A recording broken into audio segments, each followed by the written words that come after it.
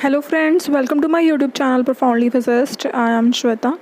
In this channel we prepare physics and maths for various exams. और maths के लिए आज जो है हम मैट्रिसेस का ही पोर्शन करेंगे और उसमें हम करेंगे adjoint and inverse of a matrix. ठीक है, तो जो ट्रेडिशनल मेथड है जो आपके बुक्स में है, ठीक है, वो मेथड भी मैं आपको बताऊंगी एंड अलॉन्ग विद दैट एक शॉर्टकट मेथड भी होगा बिकॉज जो हमारा एग्ज़ाम है that is of objective type, right है ना। तो वहाँ पे जो है वी वांट कि कैलकुलेशन बहुत फास्ट हो, सो हमें शॉर्टकट मेथड भी पता होना चाहिए बिकॉज जो दूसरे मेथड हैं they are quite lengthy one, है ना। So let's begin with today's topic. So what is the definition of adjoint of a matrix. अगर आपको जो एडजॉइंट निकालना है मैट्रिक्स का तो आप क्या करेंगे, सबसे पहले जो ईच एलिमेंट है मैट्रिक्स का आप उसका जो है कोफैक्टर लेंगे and then you will make a cofactor matrix और उसके बाद जो है आप उस मैट्रिक्स का ट्रांसपोज लेंगे। सो इन दिस वे जो है आपको जो आप एडजॉइंट है कैलकुलेट कर पाएंगे। यहाँ पे मैंने एग्जांपल लिया 2x2 मैट्रिक्स की, जैसे ए है 1 2 3 4, साइंस अलग ही लिख लिया मैंने plus minus minus plus so that confusion ना हो। तो यहाँ पे जो है हमने हर एक का कोफैक्टर फाइंड आउट कर लिया। जैसे 1 का कोफैक्टर है 4, जो है यहाँ पे 2 के साथ माइनस साइन आ जाएगा, सेकंड टर्म है वो सेकंड एलिमेंट है। और 2 का कोफैक्टर है -3 का कोफैक्टर है -2, 4 का कोफैक्टर है 1। तो इस तरीके से जो है हमारे पास कोफैक्टर मैट्रिक्स आ जाएगी विच इज़ 4 -3 -2 1। और उसके बाद एडजॉइंट ए निकालने के लिए हमें इसका ट्रांसपोज लेना होगा। ट्रांसपोज आप लोगों को याद ही होगा, जब to convert row into column. तो 4 -3 रो था उसको कॉलम में चेंज कर दिया हमने 4 -3 एंड -2 1 जो है। इस तरीके से जो है हमारे पास एडजॉइंट ऑफ ए जो है दैट इज़ बीन कैलकुलेटेड। तो अब बात करते हैं शॉर्टकट मेथड की। शॉर्टकट मेथड में आपको क्या करना है, सिर्फ 2 स्टेप्स हैं यहाँ पे। अगर वो 2x2 मैट्रिक्स है तो जैसे यहाँ पे मैट्रिक्स सी ए मैट्रिक्स किसके इक्वल है 1 2 3 4। तो ये जो मैंने जैसे 4 और 1 है जो इस तरफ जो आ रहे हैं एलिमेंट्स उनको आपने क्या करना है, इंटरचेंज कर देना है। ठीक है, तो 4 एंड 1 को हमने इंटरचेंज कर दिया और उसके बाद जो दूसरी तरफ जो एलिमेंट हैं 2 एंड 3 उनके आपने साइन चेंज कर देने हैं। ठीक है, तो 2 एंड 3 के साइन के आगे आपने क्या लगा दिया -2 -3। सो इस तरीके से जो है आपका एडजॉइंट ऑफ ए आ गया। और जो हमने जो कोफैक्टर निकाल के भी आंसर निकाला था, देखो दोनों आंसर जो हैं वो सेम हैं। सो ठीक है, इसमें आपको क्या करना है, बस जो 4 एंड 1 जो ये वाला डायगोनल है इसके अलॉन्ग जो एलिमेंट्स हैं उनको आपने इंटरचेंज कर देना है और दूसरे डायगोनल के एलिमेंट्स हैं उनके बस साइन चेंज कर देने हैं। So interchange and sign change हम इसको कहेंगे मेथड को। So next comes to find out the adjoint of a 3x3 matrix. इसके लिए भी आप क्या कर सकते हो, इन द सेम वे है एडजॉइंट ऑफ ए निकालने का कि आप हर एक टर्म जो है, जैसे यहाँ पे फर्स्ट एलिमेंट क्या है 1, उसका आप कोफैक्टर निकालें। तो 1 का कोफैक्टर आप क्या करेंगे, जैसे 4 को 4 से मल्टीप्लाई किया 16 और 3 को 3 से 9, सो 16 - 9 7। ठीक है, तो उसको जो है आप वहाँ पे लिख देंगे। इस तरीके से जो है आप पूरी एक जो एक कोफैक्टर मैट्रिक्स है उसको प्रिपेयर करेंगे आप, उसके बाद जो है आप उसका ट्रांसपोज कर देंगे। सो इन दैट वे जो है एडजॉइंट को निकाल सकते हैं, जो कि बेसिक मैथड है। So now second one is a shortcut method. ठीक है, उसको देख लो वो कैसे करना है। एक बार आपको समझ आ गया ना, वो तो बहुत ईजी है। ठीक है, in the rest of the video adjoint A calculate करने के लिए मैं शॉर्टकट मेथड का यूज़ कर रही हूँ, तो आप इसको देख लो मैंने कैसे किया है। जैसे जो हमारे पास मैट्रिक्स थी उसको पहले हमने ऐसा लिख लिया 1 3 3 1 4 3 1 3 4। उसके बाद मैंने क्या किया, जो कॉलम 1 है एंड कॉलम 2 है उनको दोबारा लिखा। यहाँ तक तो आपके मेन मैट्रिक्स ही है। उसके बाद जो C1 एंड C2 है देखो जो है उनको मैंने दोबारा लिखा है यहाँ पे। क्लियर है ये स्टेप, इजी। उसके बाद जो हमारे पास मैट्रिक्स फॉर्म हुई तो वहाँ पे मैंने क्या किया, जो मैट्रिक्स नहीं बनी थी जो उसकी रो 1 थी एंड रो 2 थी उसको दोबारा लिखा है। कि C1 C2 ऐड करने के बाद कुछ ऐसी जो है हमारे पास मैट्रिक्स बनी थी जो इसकी 1 एंड 2 रो है उसको हमने दोबारा लिखा। सो इस तरीके से जो है हमारे पास एक 5x5 की यू कैन से जो है मैट्रिक्स फॉर्म हो गई है। बस यहाँ से जो है हमें एडजॉइंट मिल जाएगा। स्टेप 1 आपको क्लियर हो गया, कॉलम 1 एंड कॉलम 2 को हमने दोबारा लिखना है। सेकंड स्टेप में हमने रो 1 एंड रो 2 को ऐड करना है। थर्ड स्टेप में हमने क्या करना है, ये जो है पोर्शन, ठीक है, इन रो एंड कॉलम को हमने इग्नोर करना है। ठीक है, इसको जो है हमने डिलीट यू कैन से कर देना है। अब रेस्ट जो हमारे पास 4x4 की जो मैट्रिक्स रह गई है उसमें हमने बस क्रॉस मल्टीप्लिकेशन करनी है। ठीक है, और हमारे पास जो है एडजॉइंट रेडी हो जाएगा। जैसे यहाँ पे जो है हमने फर्स्ट 4 टर्म्स देख ली, तो उनमें क्या है 4 को हमने 4 से मल्टीप्लाई किया, आ गया 16, 3 को 3 से मल्टीप्लाई कर गया तो आया 9। सो 16 माइनस 9 फर्स्ट जो है हमारे पास एलिमेंट वो बन गया। बिकॉज ये एलिमेंट्स जो हैं यू कैन से ये जो कॉलम वाइज हैं, बट हम उनको रो वाइज लिख रहे हैं बिकॉज साथ ही साथ में हम उनका ट्रांसपोज भी करते जा रहे हैं। बिकॉज वी नो जो एडजॉइंट है that is the transpose of a cofactor matrix, ठीक है। तो यहाँ पे साथ साथ जो है हम उनका ट्रांसपोज भी कर रहे हैं। सो फर्स्ट पता चल गया हमें 16 माइनस 9 फर्स्ट एलिमेंट।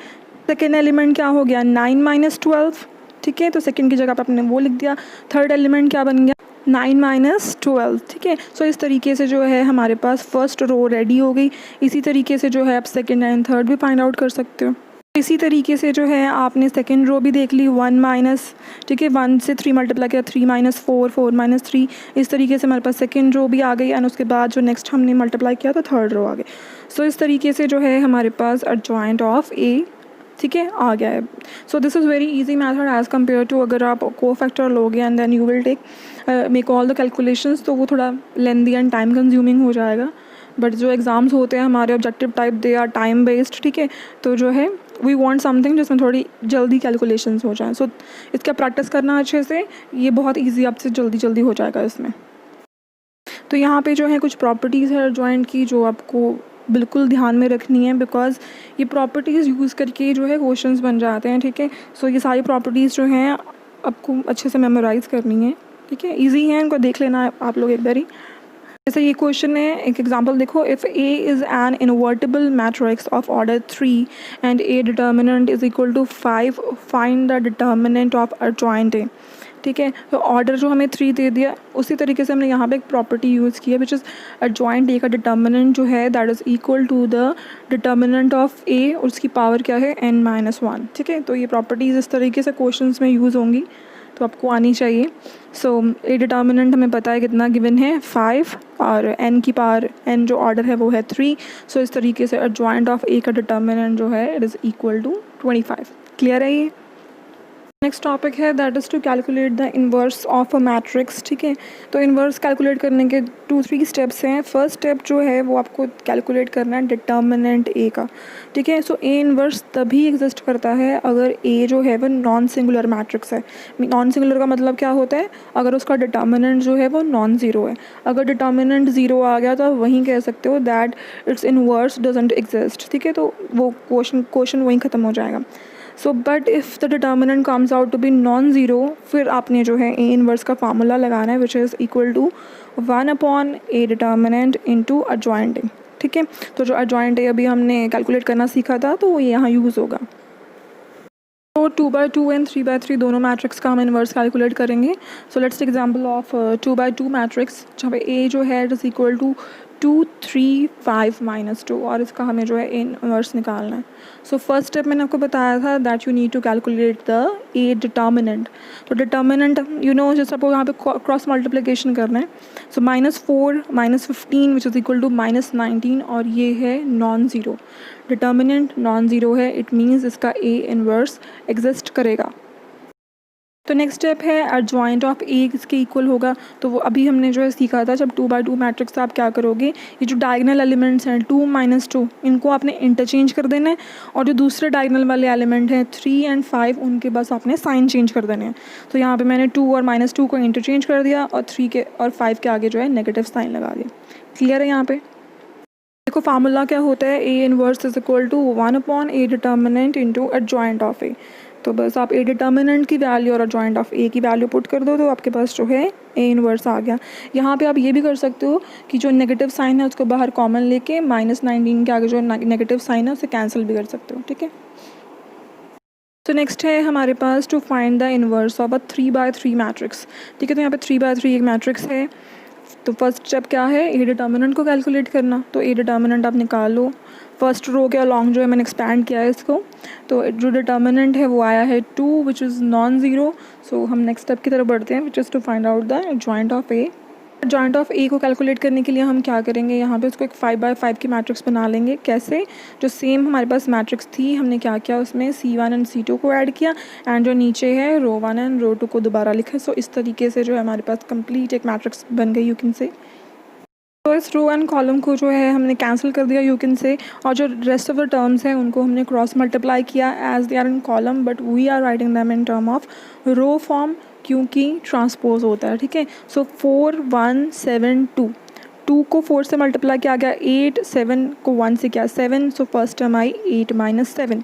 उसके बाद 1 को 7 से मल्टीप्लाई किया गया 7, सेकेंड टर्म आई 3 को 2 से मल्टीप्लाई किया गया 6, सेकेंड टर्म आ गई 7 माइनस 6। थर्ड टर्म क्या आई, 1 को 3 से मल्टीप्लाई किया गया 3, 4 को 1 से किया 4, 3 माइनस 4। सो इस तरीके से आप सेकंड एंड थर्ड कॉलम का भी कैलकुलेट कर सकते हो। सो इस तरीके से जो है हमारे पास एडजॉइंट ऑफ ए आ गया, और ए इनवर्स का फार्मूला क्या है 1/a determinant into adjoint of A. So बस इसके आ गया 1/2 लिख दो। इस तरीके से हमारे पास ए इनवर्स आ गया, हमारा डिटर्मिनेंट है 2, तो उसको हमने लिख दिया आगे इसके। सो 1/2 उसके साथ लिख दिया हमने वैल्यू एडजॉइंट ऑफ ए की। क्लियर हो गया आपको इनवर्स कैसे कैलकुलेट करना है। सो नेक्स्ट इनवर्स में ही कुछ क्वेश्चन ऐसे हैं जहाँ पे जो है आपको मैट्रिक्स एक्स कैलकुलेट करनी है। सो इस तरीके से जो है आपको एक मैट्रिक्स दे दिया, उसके साथ एक्स दे दिए, एंड देन एक अनदर मैट्रिक्स है, और आपको बोला है कि जो है एक्स मैट्रिक्स आप फाइंड आउट करो। तो इसमें भी जो है इनवर्स के बेसिस पे ये कैलकुलेट होंगी। इसको हम लिख सकते हैं like A X is equal to B, और जो हमने एक्स मैट्रिक्स फाइंड आउट करनी है it is equal to A inverse into B. तो समझ लगी क्या आपको होगा कि यहाँ पे हमने जो है ए इनवर्स निकालना है, और बाद में जो है हमने उसको बी मैट्रिक्स से मल्टीप्लाई कर देना है, तो हमें जो है एक्स मैट्रिक्स मिल जाएगी। ए इनवर्स निकालने के स्टेप्स सब आपको आते हैं। That A inverse is equal to 1/a determinant into adjoint. A determinant के लिए क्या करेंगे आप, जस्ट क्रॉस मल्टीप्लाई कर देंगे, और ये तो 10 आ गया विच इज़ नॉन ज़ीरो, ठीक है। और एडजॉइंट ऑफ ए के लिए जो मैं आपको मेथड बताया ही है, जो ये डायगोनल एलिमेंट 4 एंड 3 है वहाँ पे सिर्फ आपने साइन चेंज करना है, और 1 एंड -2 वाले को आपने इंटरचेंज कर देना है, ठीक है। सो 2 यहाँ पे क्या आ गया -2 4 -3 1, और इस तरीके से जो है हमारा एडजॉइंट ऑफ ए आ गया। सो ए इनवर्स किसके इक्वल हो गया 1/10 -2 4 -3 1, ठीक है। अब एक्स मैट्रिक्स क्या है A inverse B. So A inverse के साथ आप बी मैट्रिक्स को मल्टीप्लाई कर दो, and then you will get X which is equal to 6 to 11/2। Easy है ये। नेक्स्ट जो है कुछ इस तरीके के भी क्वेश्चंस हैं जहाँ पे आपको इक्वेशन दी है और बोला है जो मैट्रिक्स है वो इस इक्वेशन को सेटिस्फाई कर रही है, और वहाँ पे जो है आप ए इनवर्स फाइंड आउट करो, ठीक है। तो यहाँ पे कोई फार्मूला वो वाला नहीं लगने वाला, जॉइंट वाला कुछ, नथिंग लाइक दैट। सिर्फ सिंपल यहाँ पे कैलकुलेशंस ही हैं।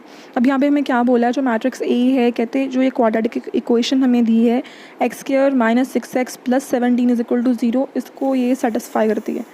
सेटिस्फाई करने का मतलब क्या हुआ, आप x की जगह पे a लिख सकते हो, तो हमारे पास क्या आ गया a² - 6a + 17 = 0।